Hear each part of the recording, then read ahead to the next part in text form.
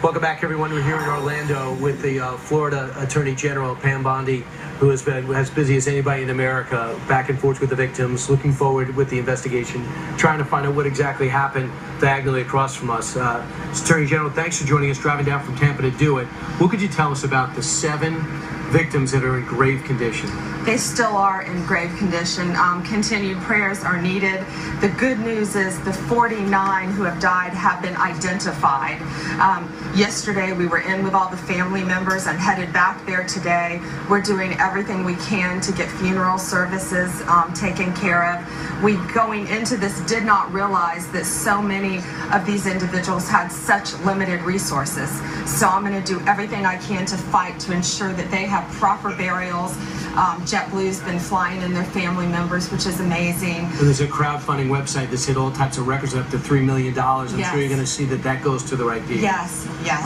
What was it like inside there? The whole world's watching to find out with the details of what happened inside there to stop the next attack. What could you tell us? Well, the good news is, again, all the bodies that were stacked upon each other with cell phones ringing in there. Can you imagine families trying to call their loved ones? Imagine that scene right behind us, Brian, where family members are trying to call their loved ones and they're dead inside that room. We now know that all the bodies have been removed. We're going to make sure they're treated with dignity and respect, receive proper burial. Right.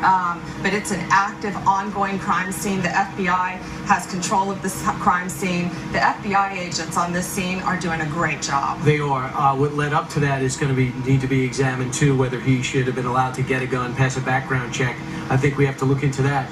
The president's going to be here Thursday. Mm-hmm. Will you meet with him? What's the communication been like with Washington? He has had no contact with me, nor do I believe he's contacted our governor at all.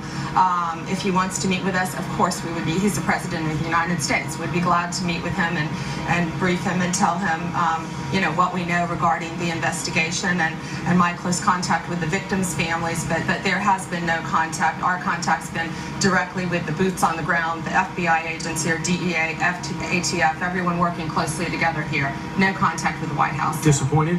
Of course we are. Sure. Frankly, I believe the President of the United States, this isn't about politics right now, this is about Americans. And I believe he should have reached out to the governor of the state of Florida. Right. And he hasn't.